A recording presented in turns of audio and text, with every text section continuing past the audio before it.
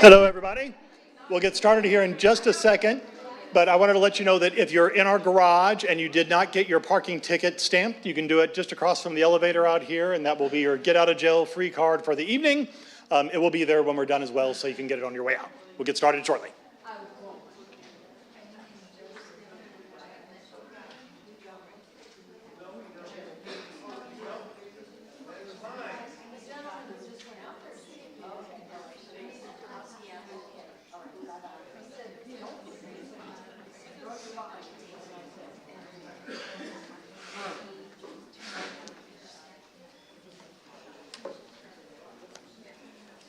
Good evening, everyone.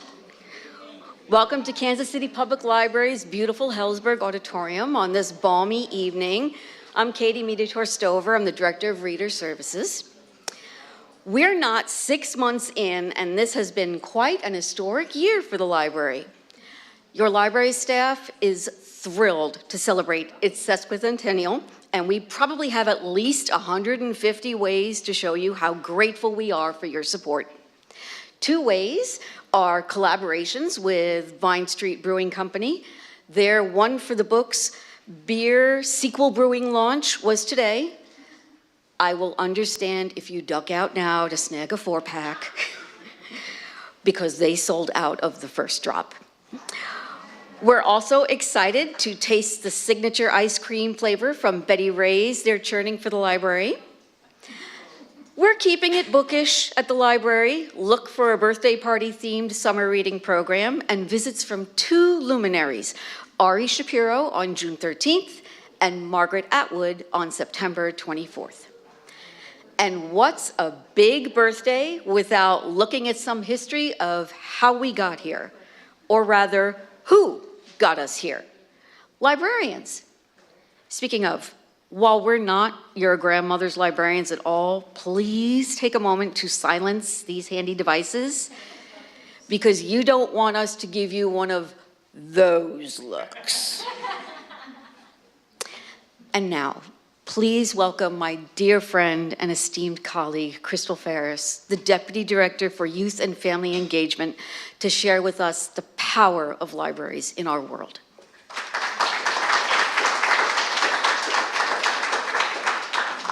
Thanks, Katie. I have the pleasure this evening of introducing our speaker, Jason. I wanted to start by just talking a little bit about where we came from. Public libraries are special places. You know that or you wouldn't be here. Here we welcome everyone. You don't have to belong. You don't have to buy anything to be here.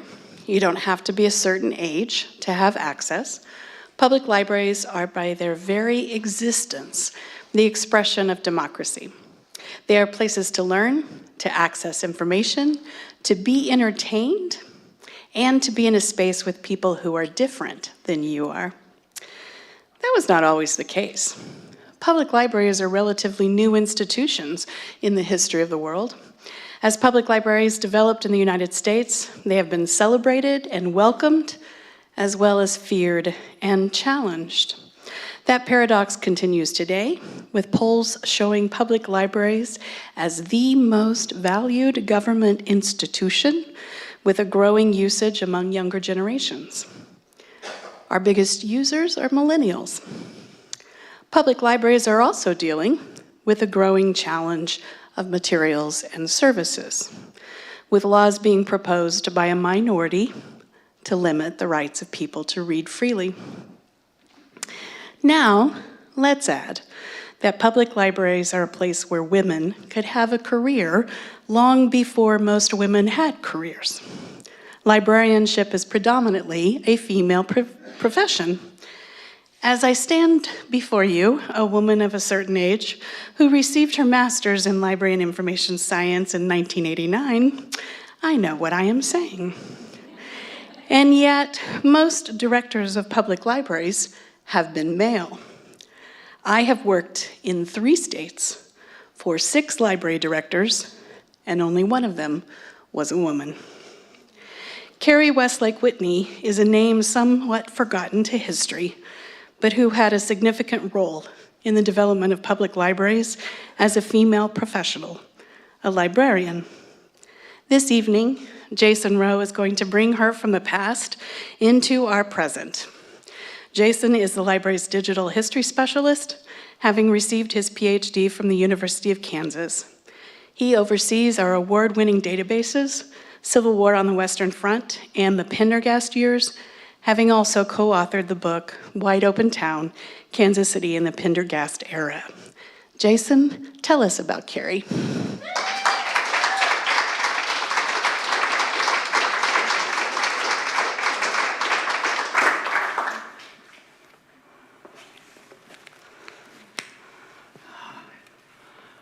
Okay, I'm alive. Thank you. Thank you everyone for coming out tonight. I know it's a beautiful day. I would confess I might not have made it to an event like this. I really appreciate that you came out and took a break from listening to the birds chirping and the sunshine and everything. Would you bring the microphone up to you? Yeah, so am I on the lapel? Yeah. Okay. So I think, can we adjust the volume up? That was it. Okay, this is where we are. I have been working at the library now for close to 12 years full-time. My first experience with the library was 15 years ago, and I was a summer intern out of KU that year in 2008. So my own interest and curiosity in this subject goes back quite a ways, but I haven't had a chance to explore this professionally and really research this until a few years ago when we were looking at the upcoming 150th anniversary, which occurred on December 5th, and we're celebrating it all year. And I was asked to write a comprehensive historical account of the library in a book format, and specifically its impact on the people of Kansas City throughout the ages. And so along with my co-author, Matt Reeves, we set out to write a book that explores the library's record of ambition, its noteworthy achievements, the development of its values, professional librarianship.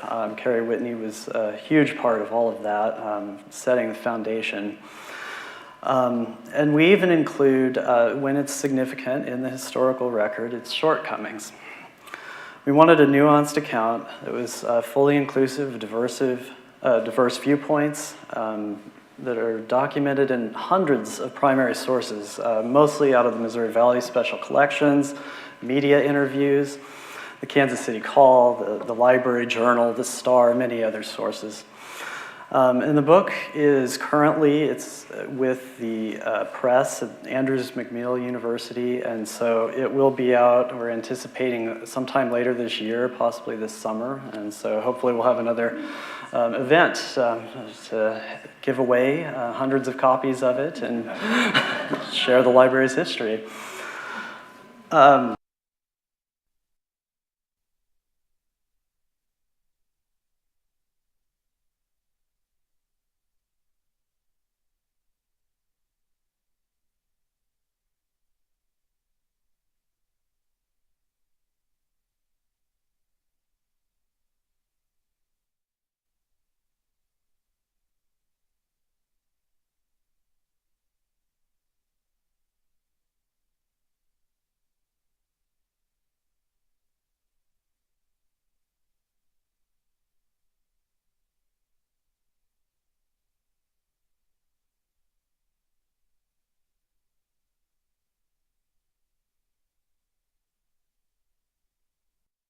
Of people involved over those years, we had to concentrate on some key moments, and tonight that moment or that person is Carrie Westlake Whitney. No one better represents the foundational years of the library. She began as the library's first full-time head librarian in 1881, and in a remarkable career of 29 years that followed, she led the library from a small collection of books where people had to pay for their subscriptions just to check out one book at a time for 1 week. She built from there into Kansas City's most indispensable civic institution. It's also most gratifying that I get to speak about Carrie Westlake Whitney tonight during Women's History Month.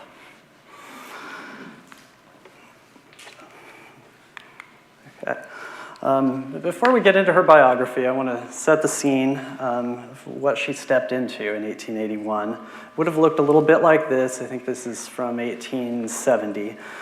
This is Main Street looking toward the north from 6th Street. The library's story begins in an untamed western town, still recovering from the social and economic strife of the Civil War. Those who came to Kansas City to pursue their own opportunities spoke of a bright future for the city itself. Boosters, investors, and entrepreneurs aspired to build a great metropolis on the plains. However, lingering political divisions and the side effects of unrestrained growth presented many challenges for the new city. The unrefined elements of Kansas City were all too obvious at a time when reformers and city boosters were trying to sell what the town could become. In the late 19th century, a columnist in the Star described the problem. "We have nothing to attract people here, nothing to keep them here when they chance to come, and our undesirable reputation in that regard has spread out over the entire country." The column continued to describe Kansas City as a place without a park or a drive, as a place with miles of unpaved streets, as a city without a large free public library, and finally, as a city that, having unequaled opportunities to be beautiful, chooses rather to remain unattractive and ugly. This was not yet the city of fountains, boulevards, or parks. The city boosters knew all too well that if Kansas City was to transcend its roughshod roots and join the great cities of America, it needed public investments in parks, and schools, roads, businesses, and museums, but perhaps above all else, a public library. City boosters were eyeing Chicago and New York, not St. Joseph or Omaha, as worthy rivals.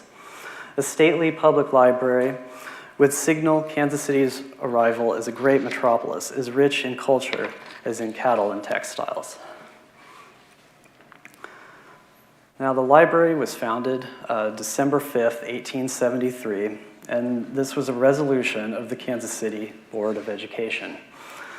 Until 1988, or for nearly 115 years, the library remained governed by the Board of Education of Kansas City. So on December 5th, 1873, when it was founded, the library officially, on paper, existed. But for a few months, possibly a year, it was missing a few of the resources that we might expect to see in a modern public library. There were no tables or chairs for reading, no reading room. There were no paid librarians employed there. You couldn't check out books to take home yet. As far as I could tell in my research, the library didn't own a single book. But they resolved that in the first few months. And in the face of many challenges, which I'll describe, in the 8 years, so after the founding of the library and before Whitney came there, the library scrambled to become the city's public library in actuality, not just in name.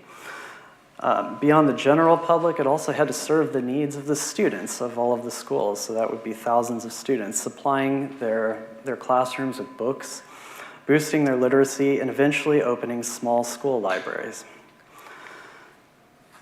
Within the first few months, the Board of Education purchased its first bookcase. The owner had been Colonel William E. Sheffield, and a handful of books to start populating the bookcase. And so the picture on the left is as it appeared around the turn of the 20th century. And then the picture on the right is a more recent photo of the same bookcase on the first floor of this building. Still there today. And I just walked by it on my way up. There is currently cutout of Carrie Westlake Whitney standing next to the bookcase. Be sure to check it out on your way off of the elevators. There were good reasons, if somewhat complicated reasons, for the limited resources that the library had. This again was a post-Civil War era, and in the recriminations between the radical Republicans and the Democrats, there were a series of Missouri state laws put in place, and they were known as the Parker laws. They affected education, and they placed strict limits on the scope of public education, even stricter limits on what cities could do with their libraries. And many of these restrictions were enforcing racial segregation across the state, so that's why they were so controversial. For public libraries specifically, it's noteworthy that the state laws forbid cities from using tax revenue to pay for library buildings or staff salaries. The Missouri laws then loosen periodically throughout this. I won't give you those details as we go along, but it explains why the library did not have a paid librarian until Carrie Westlake Whitney, nor did it have a purpose-built building until the late 1880s.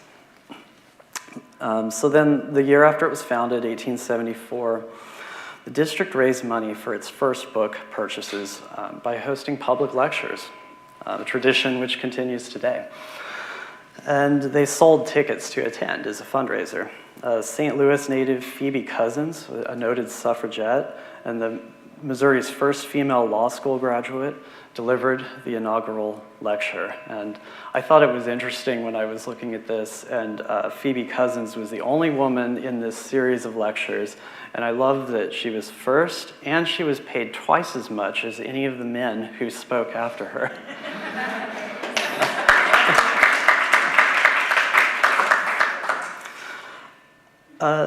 Local women's organizations were also deeply involved. Most noteworthy was the Ladies Centennial Association, and it was a group connected to the legacy of the American Revolution, and they donated $490 in 1874. This is equivalent to about $13,000 today, so a very reasonable amount for an organization that had a budget of $0. The library gained enough resources that they could start purchasing books. They purchased a set of the American Encyclopedia, a few volumes at a time. And something else important happened the same year. The Kansas City School Board hired James M. Greenwood as superintendent of the schools and director of the library. De facto director of the library. Oh, I was going to point out on this slide, there's a reason it's still here. I don't know if there's a laser on this, but yes.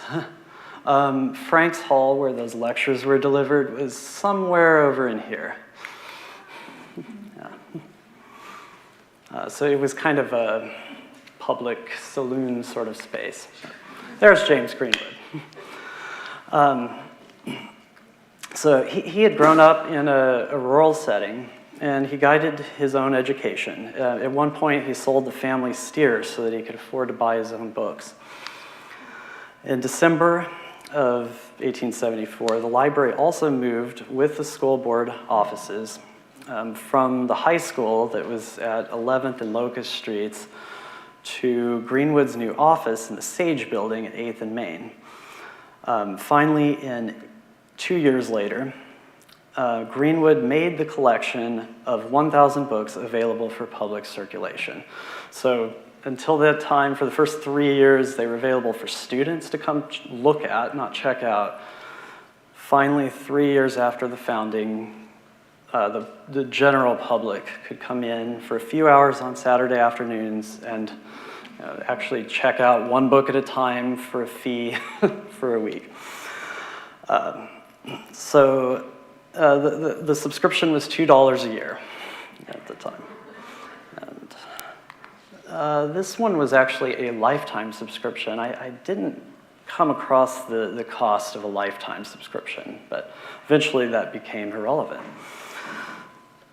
Greenwood managed book circulation and subscriptions largely by himself out of his own office, making him our first librarian, or the de facto first director of the library. The school board and the library moved again. This is 1879 into the Piper Building. It's on 546 Main Street. So these are all kind of downtown locations. That one would be a little more toward the River Market. It was still a leased space in an existing building, not a dedicated public library building. But for the first time that year, they added some periodicals. And finally, in 1881, Carrie Westlake Whitney became the first full-time head librarian.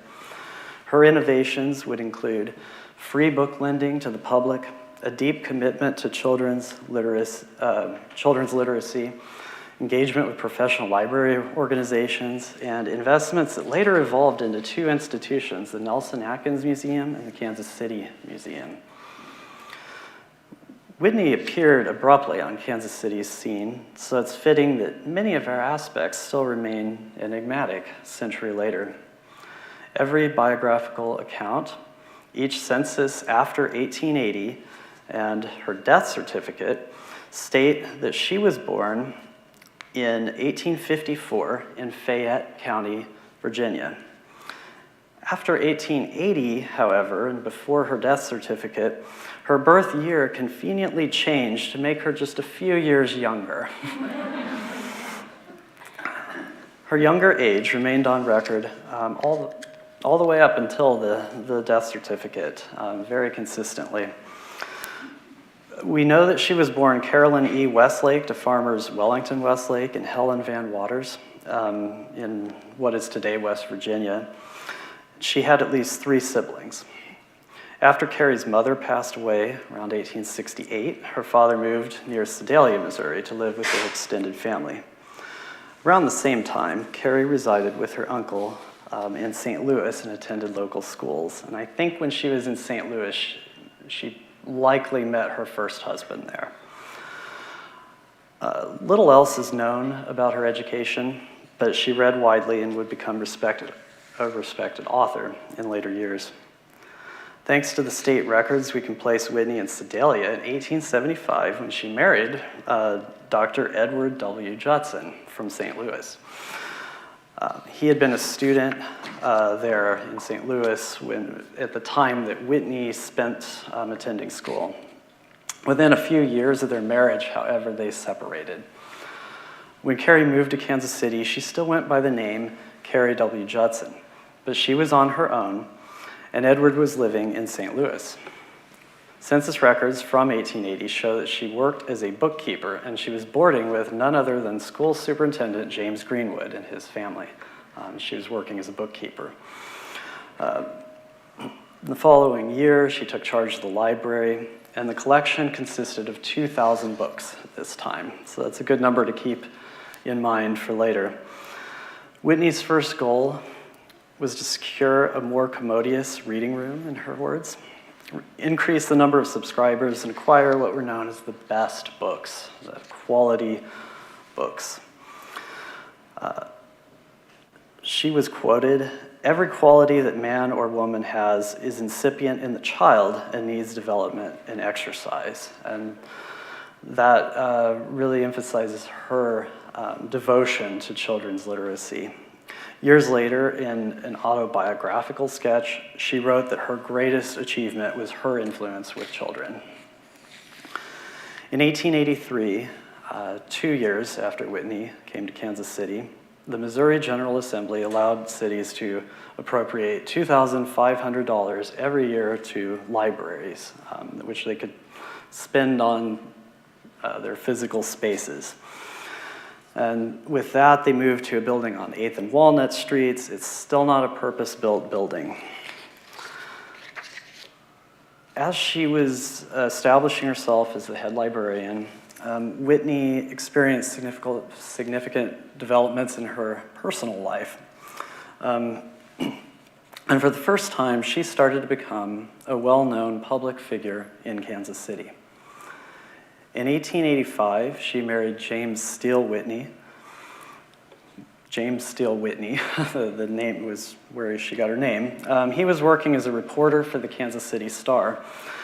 And something to note at this time, in 1885, had she been a teacher, she would have been paid nearly twice as much as she was being paid as a librarian when I checked those figures. So there's a downside to being a professional woman in libraries in the 1880s.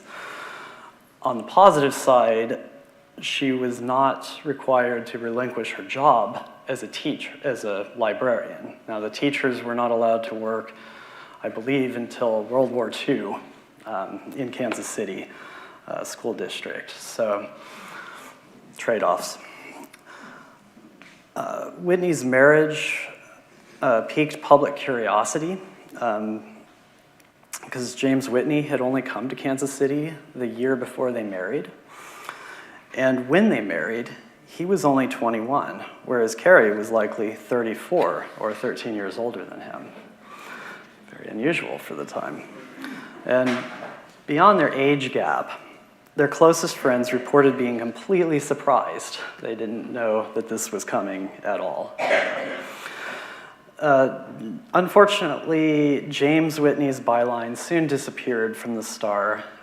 He, according to reporting, broke down, and he moved to Denver, where he hoped that the drier climate would help him recover from tuberculosis.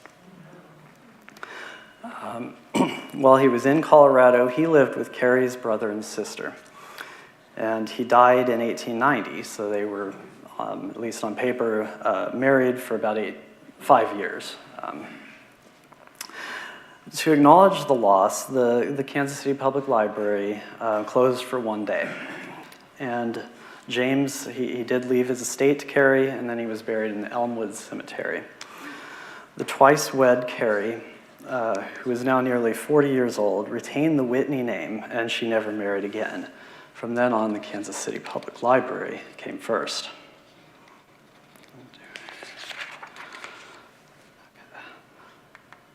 Whitney is best known for her dedication to children's literacy.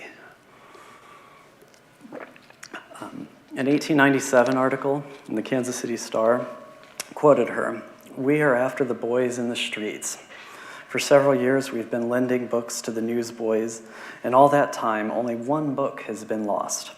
If a boy or girl wants to come and write a composition, he may do so, and books of reference will be brought out for his use."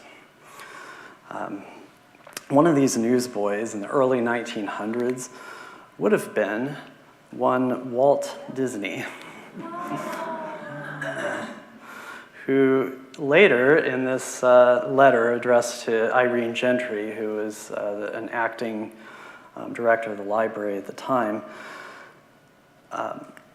in this letter, Disney credited the library with the foundations of his career in animation.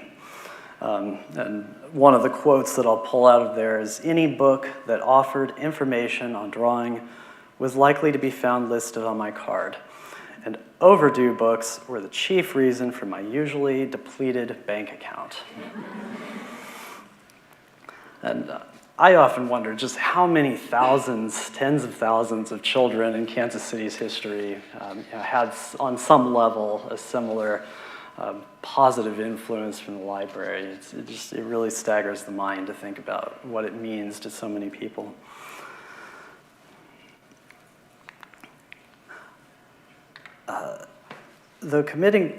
While Whitney was committed to expanding access to books and literacy, she was deeply skeptical of popular fiction or the dime novels that were circulating at the time.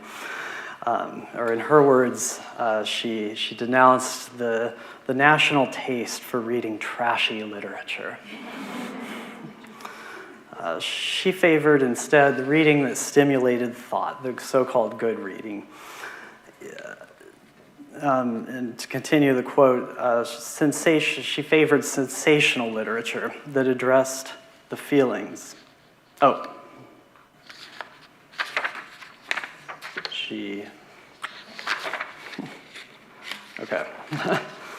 opposed sensational literature that is addressed to the feelings. And this is chiefly the reason why it perverts the taste and darkens the judgment.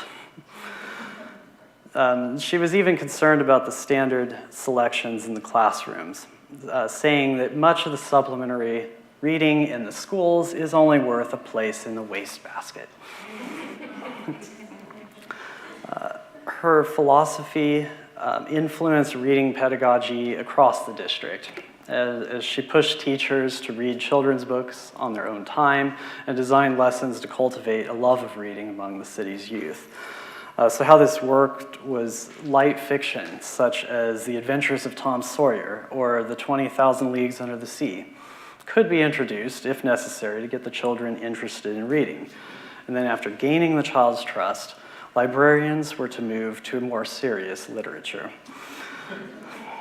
Or in Whitney's more colorful description, begin by lifting a veal cutlet, and in time you can lift the whole cow. Whitney's efforts coincided with constant growth. The library relocated, this time in September 1889, and this time it's 8th and Oak Streets, and finally it is a purpose-built building. It's not very grand, as you can see. I think the cost was $10,000 at the time. The library occupied the full first floor. District offices were on the second floor. By now they had 15,000 books, a large reading room, and a stenographer's room. Private reading clubs had flourished, and they were using the library's spaces. A dedicated chess and checkers room was meant to reduce the disruptions that those ruckus games would cause. Subscriptions to newspapers from across the country connected Kansas City readers with the national news on an unprecedented scale. And lighting was provided through traditional gas lights combined with some newfangled electric chandeliers. Innovation continued as the budget increase freed Whitney to experiment with permitting high school students to check out books without paying for subscriptions for the first time. This is 1892. The following year, she extended it to 6th and 7th graders. And finally, in 1898, the library eliminated paid subscriptions for everyone. The growth culminated with the building at Locust Street, 9th and Locust Streets. And patrons could finally visit a facility appropriately sized for a booming city of 150,000 people at this point. This is a second Renaissance revival style building. I'm not an architect myself, so I think showing you the pictures may be more effective than using so many words. Another postcard of the exterior, which would have depicted a few years before the previous picture. This would be the main rotunda. You'll see the main circulation desk. And one thing to note is that there are bookcases behind the desk, so there wasn't so much open browsing of shelves in this day. And it's another way that librarians could kind of control access to the books. So like children under 12 were not permitted generally to access most of the books from the adult collection unless they had parents with them, and so on and so forth. Some libraries nationwide would have restricted access to certain titles to women. So, I didn't see any evidence that Kansas City did that necessarily. The rotunda there's a grand fireplace within the rotunda. There's an inscription above the fireplace that reads, "There's nothing that solidifies and strengthens a nation like reading of the nation's own history, whether that history is recorded in books or embodied in customs, institutions, and monuments." Whitney added a dedicated, I'm skipping ahead, main reading room, And you'll note the newspapers, the reading racks, so they have the full-size newspapers around the outside edge, and occasionally those were moved as the building was remodeled. Another image of a bustling reading room. This image was dated in our collection as 1897, so. Okay. Finally, the children's room. Whitney added a dedicated children's room, and it catered to young readers' needs. And they even had kid or adolescent-sized chairs and tables, unusual at the time.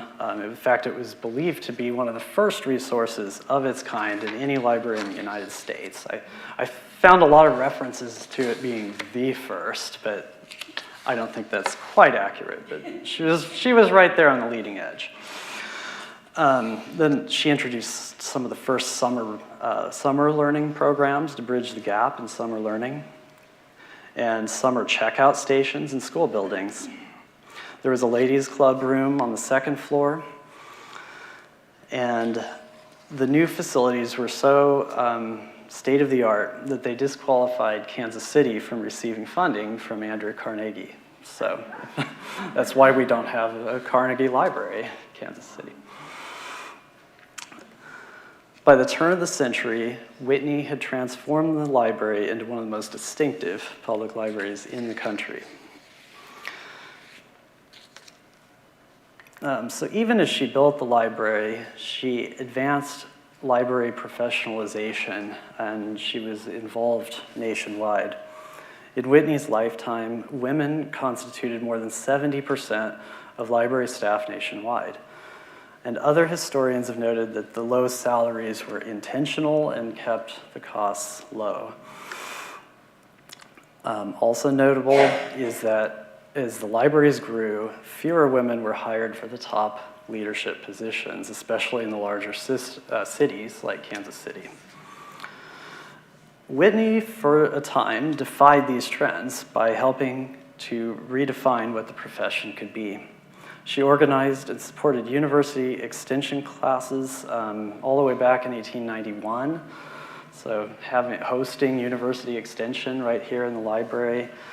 She served on the Chicago World's Fair Educational Commission in 1893. She's pictured in an article in New York about prominent women in libraries. She secured Braille books for use. She began editing a monthly library bulletin, which eventually evolved into what was called the Public Library Quarterly. It was a more substantial publication. And by the mid-1890s, the assistant librarian, Frances Bishop, was following in Whitney's professional footsteps. And at the same time, the two likely became romantic partners, and as they remained for the remaining 4 decades of their lives. Whitney and Bishop emerged as regular public speakers locally, regionally, and nationally. And there's a lot of newspaper accounts of them attending these conferences around the country. And for about 15 years, you can see in the city directories that they moved, and they lived together, and they moved from one apartment to the next almost every year. But it was never more than just a few blocks from the library. They could always take a trolley or streetcar or even walk. On top of everything else, Whitney became a well-known author of children's stories and poetry. And she even at one point wrote lyrics to a song that was a Christmas greeting to Kansas City children. And that was with composer Carl Busch, who was Kansas Cityan, Danish-born, and those music pages can still be found in the collections today. As the library grew, there was an expansion of branches. The first branch was added in the town of Westport when it was annexed in 1899. It was known as the Allen Library in Westport, and then it became the Westport branch. It's still active today. It remains the oldest in continuous use. Something notable about this building is that it hosted the Missouri Valley Historical Society, which is where the name Missouri Valley for the special collections came from, starting in 1960. 1901, Whitney was elected president of the Missouri Library Association. She was an editor of the Missouri History Encyclopedia, the first of its scope. And okay, there was still more. Two museums that I referenced earlier can kind of trace their origins back to this time, or their collections. One was the Western Gallery of Art. The locals called it the Nelson Gallery of Art for its benefactor. This would be one portion of it, and another portion of it here. It continued to expand until the 1920s, when the Nelson estate and the Mary McAfee Atkins estate were combined, which formed the Nelson Atkins Museum of Art. The other collection, which involved paid curators, they had a full staff for this, was the William Dyer Indian Collection, or the Dyer Museum. And it was located on the lower floor of the library. Daniel Dyer was a federal agent. He worked in the Indian Territory, modern-day Oklahoma, in the early 1880s, and he acquired all of these artifacts, amulets, blankets, dolls, pouches, so basically Native American artifacts. Other objects were thought to be associated with famous individuals. If you believe the stories, may include Geronimo and Sitting Bull and so forth. So the collection was initially a donation, and then it was made permanent. And at the time, the value was $150,000 as an appraised value. That would be more than like $5 million today. The exhibits soon expanded to cover natural sciences, mineralogy, and new anthropology collections. And I selected a photo that demonstrates some of that aspect of the museum. It should be noted that in more recent years, the indigenous peoples with ancestral ties to the collection have emphasized that many of the objects are not mere artifacts, but they're spiritual pieces of living cultures. And these collections did transfer to the Kansas City Museum it was originally called the Kansas City Museum of History and Science, and it's still there in the Robert Long Mansion. And they have not displayed any of the culturally sensitive artifacts in many years. Topping off Whitney's achievements, in 1908, she published Kansas City, Missouri, A History and Its People. It's a massive 1,800-page, 3-volume collection. First volume is a history of the region. The second 2 volumes are biographies of important people. She was very, shy, kind of, she didn't brag about herself, we'll say, anywhere that I could see, except this one very short biography that she wrote of herself in here. And at the conclusion of that, she wrote, "Mrs. Whitney's biography is the history of the Kansas City Public Library." Sadly, just 2 years after she published this, a faction on the Board of Education decided that it was time for her to step down. At this point, the collection was at 100,000 books. So I asked you to remember a number earlier that was 2,000 books. And so in Whitney's time, she grew from 2,000 to 100,000 books. The statement that came from the board was supported by the majority of the board. It came from Frank Faxon, who's a businessman on the board, and he expressed a desire to hire a man with modern ideas.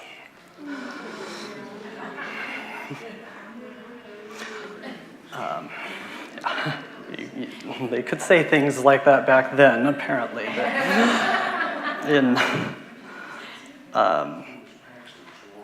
and the board did in July of 1910. They asked him to resign.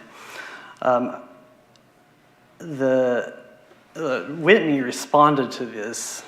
She didn't resign, and she said publicly, quoted in the newspapers, "I think, since my ability to administer the affairs of the library have been questioned, that an investigation should be made. The only treatment I ask is justice and fairness." Supporters circulated petitions on her behalf, and 5 days later, the Star sadly referred to her as the librarian in escrow. There was a broad show of support. There were some complaints published in the newspapers about the cold atmosphere of the library, both literally and figuratively. One patron questioned open windows during the winter, that's the literal side, and others predictably questioned Whitney's suppression of popular fiction titles and strict rules. Interestingly to me, I didn't see that the close relationship with Francis Bishop ever really became a public controversy or was talked about very much. There's probably a lot to unpack there. It only really came up in kind of a subtext of, there were some complaints about factionalism within the library. I believe that if in her attempts to be taken seriously as a professional, that Whitney was seen as opinionated, she was in good company with other female leaders who have been judged harshly for their successes. In any case, her work with children, her displays of whimsy, her identity as the mother of the library smoothed out the rougher edges of her reputation for her supporters. The school board still maintained that a younger man with new ideas should run the library. There was an additional letter sent to her by the board president, JVC Carnes. "The library has gotten to be a very large proposition," he wrote. "It has grown away from you, and in my opinion needs for its head a person at least under 40 years of age, a scholar of eminence and distinction, who has library training and experience, and I think a man should be selected."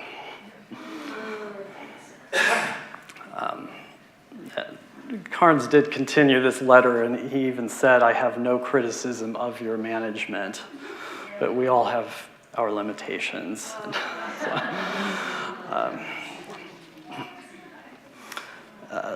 So at this time, just to note, Whitney was probably 56 years old, and finally, in August 6th of 1910, Whitney accepted the resignation, the reassignment. She didn't resign, she was demoted to assistant librarian. Francis Bishop was demoted to second assistant librarian. And the choice for Whitney's replacement appears to have been inevitable. His name was Perd Wright. He was actually the founder of the St. Joseph Public Library. He'd been building a reputation. He was on the executive board of the ALA. And he had most recently worked as the director of the Los Angeles Public Library. So he's clearly qualified, but the 51-year-old Wright, he accepted the offer, came back, decorated his office, and then he reported that he had no more progress to report under the existing circumstances. Those circumstances were Carrie Westlake Whitney being a pain in his side because she's still there, his assistant librarian. This is when even more factionalism emerged. The newspapers were reporting basically the library pages serving as go-betweens from staff members who refused to talk to one another. And then there was they noted that Carrie Whitney was still being paid her full salary that she had been paid all along of $183 a month, But Wright was making $416 a month, so that became a little bit of a issue as well. So finally, in September of 1912, the board permanently removed Whitney from employment at the library. As severance, they continued to pay her for 2 more months. With her gone, Wright was invited back, and he served as director until 1937. So upon Whitney's resignation, the owner of the Star, editor, William Rockhill Nelson, he expressed his admiration for Whitney's long service.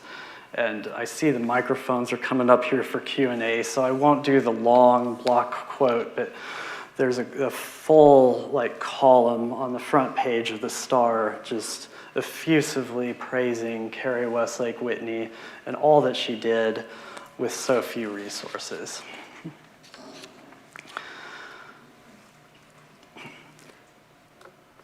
And Frances Bishop, she remained employed by the library. I'm not sure for how many years, but she did remain. However, she was demoted again. This time she was working at one of the library's substations, so not even at the main library. Whitney and Bishop, they settled into an apartment at 4741 Holmes Street. The address doesn't exist anymore, but it's part of the Kauffman Foundation campus today. And for the first time, they lived miles away from the main library. And April of 1934, this would be after 22 years of effective retirement, Whitney passed away from pneumonia at St. Luke's Hospital, and she was buried, get him on there. She was buried in Forest Hill Cemetery. She was around 80 years old at the time. Besides praising Whitney's librarianship, an obituary in the Star memorialized her inseparable relationship with Frances Bishop. It said, "For more than 40 years, these two, bound by a rare and beautiful friendship, found happiness in each other and the books of current literature with which they surrounded themselves. They dropped out of the great current, but they never lost interest in its movement and ever-changing character." Frances Bishop died nearly 9 years later after Whitney in 1943, and then she was buried next to Whitney in the Forest Hill Cemetery. And I will conclude there because I know that we want to leave plenty of time for questions and answers.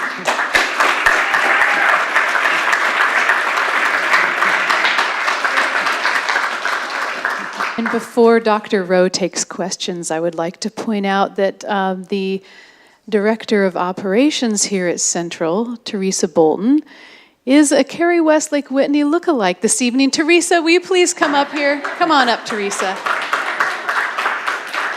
And Teresa has been running a contest for the past few months. I think the deadline is coming right up here for anyone who wants to write a poem or any sort of fan fiction for Carrie Westlake Whitney. So please have your photo taken with Teresa as Carrie Westlake Whitney before you leave.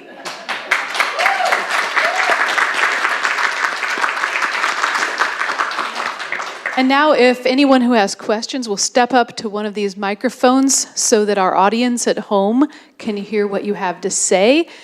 Also, just make sure that whatever you say ends in a question mark. Go ahead, sir. It's real easy for us to look at a past time and look down on certain attitudes towards other individuals.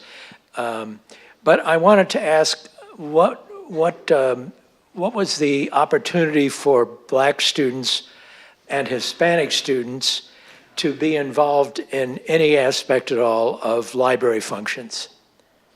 It's such a great question, such an important topic. And so the book that we put together has 5 chapters. And so the second chapter explores the history of segregation in the school district and within the libraries. So there is probably close to a quarter of the book that we have really devoted to exploring this. The short answer is that at the main library, people of all races and backgrounds were welcome. I think there were a couple of these very early photos that showed at least an African-American male in the photo with the children's room. However, there was a lot of controversy for many decades about the fact that after Whitney's time, probably the next 10 years, we opened about a dozen or more, maybe 15 branches that were mostly located in the public schools of Kansas City. And of course, segregation in the Kansas City school district is extremely well documented. So officially, the library branches in the schools were supposed to be desegregated. However, in practice, that was not the case. People did not feel comfortable for many very good reasons, coming in there. So that did begin to change later. So basically, chapter 2 is a history of going from this period of segregation into a much more inclusive era. So actually, I have a couple of quick questions. First of all, 150 years and we can't elect a second woman to be the head of the Kansas City Library. Very disappointing. And second of all, with her extended relationship and the frequent moving, can one assume that there might have been something a little more intimate between her and her roommate? I believe so, especially given that Carrie Westlake Whitney and Frances Bishop were buried right next to each other. She was not buried there. So I do refer to them as likely romantic partners in a few places. But of course, in those times, it wasn't so open. We have a question from someone at home who would like to know when this book that you wrote about the library will be published and how to get a copy. Oh, that's a great question. I believe probably this summer. It is with the press. I think I'm sending the final. I thought I've sent the final version a few times now, but I think the final page proofs are with them and will be on Tuesday, and then maybe a few months after that, so sometime this summer. And I'm hoping that there will be a library event where we talk about the book and some of these other issues more broadly, and maybe we can. The library is also planning to purchase hundreds of copies of this and distribute them for free as well. I think Andrews McNeil University will make. Universal Press will make some of them available for purchase. Howdy. So I just wondered, since it's in the public domain, if there was any likelihood of reprinting physical copies for sale of her 3-volume, History of Kansas City. That's a really cool idea. Yeah. They are, so her 3-volume History of Kansas City is available on the internet. I believe it's the Internet Archive .com or org, whatever. But that's, again, 1,800 pages, so it would be nice to have it in hand, and that's a really cool idea. I don't know if it is possible or not, but legally, yes, I believe so.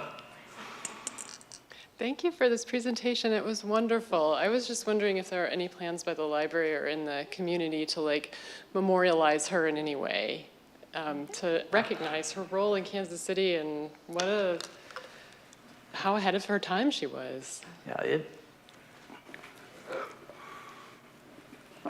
it has not gone without notice among our staff that there really isn't any kind of physical space memorializing Carrie Whitney. I would like to see that change. I don't have any more details than that, but other than some of the celebratory things that we're doing during this anniversary year, and then hopefully we'll see something more permanent eventually. Well, if that's all the questions we have, we want to thank Dr. Roe for giving this talk tonight, and thank you all for coming.